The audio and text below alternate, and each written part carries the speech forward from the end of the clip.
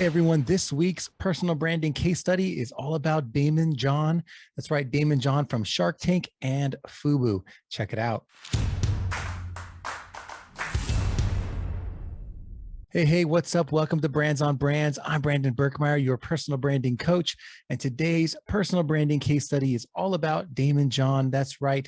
Daymond John is an American businessman, investor, television personality, author, and motivational speaker.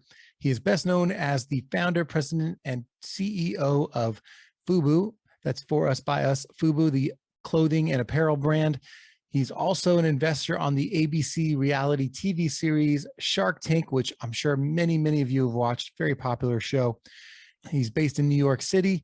And we're going to dive into how he got going and really what some of the things that stand out to me are for like him building his personal brand overall.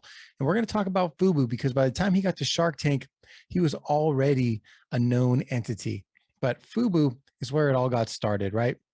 He had decided somewhere along the line to found his own clothing company because the clothing they were wearing, and I'm paraphrasing, but the clothing they were wearing, the brands were calling them saying, we don't want you wearing our stuff. Like they were being discriminated against because of their culture and the way they carried themselves. And it was when the hip hop and rap lifestyle was coming up, and these, brilliant entrepreneurs are like, you know what? If they don't want us wearing their clothes, like, let's make our own. Like, let's come up with something that is for people like us. Let's come up with something that highlights and elevates our culture. And Fubu was born. And it wasn't easy, obviously. Like getting out there and building a clothing line, it's got to be one of the hardest things, most competitive things you can do as an entrepreneur, hands down. So knowing that he did this from scratch is obviously huge. But let's look at how some of these things got accomplished to see what lessons you could learn for your personal brand journey, right? So along the way, he got started with, just a few different products, some t-shirts and things like that, some hoodies, and, had them sewed. He went home, sewed about 90 hats with his next door neighbor, sold their homemade hats for like $10 each on the corner, and made $800 in a single day, right? And from that, had enough money to start trying to promote things in different places, all while working a full-time job at Red Lobster, right? So obviously hustling. And at the time, to get some startup capital, they had to mortgage their mother's house and things like that. But here's where it gets interesting.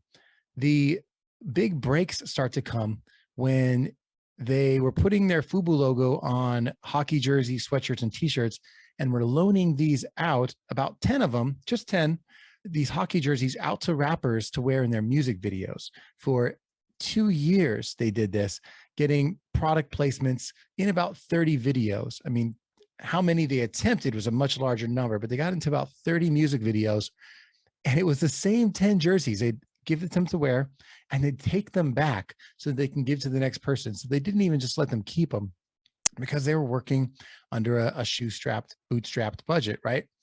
But because they were able to secure this and hustle and get, a couple of yeses after all of the no's for rappers and hip hoppers coming up wearing this clothing, they were perceived as a larger clothing brand, despite being a relatively small company.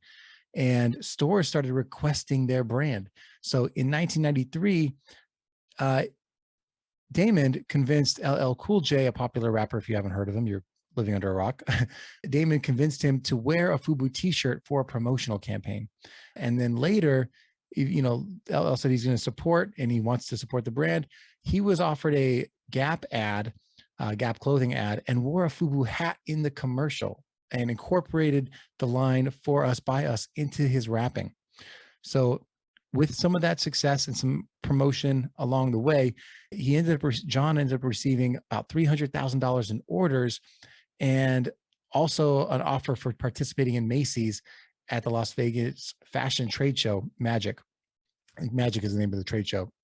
They had to take out a second mortgage on their house to fulfill the orders. And after being turned down by a bunch of banks, they had to put an ad in the paper to get the money to meet the order requests. And then, fast forward, Fubu's earned over $6 billion in global sales, and is featured in Smithsonian's National Museum of African American History and Culture. Obviously, big things. From then in 2009, he jumped to Shark Tank, and the rest is history. But think about that.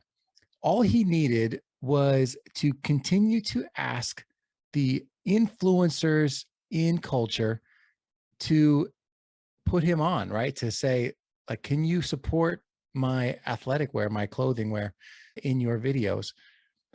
What could you do that is similar, right? Like, what could you do to find the influencers, the connectors in your industry that can endorse what you are doing, right?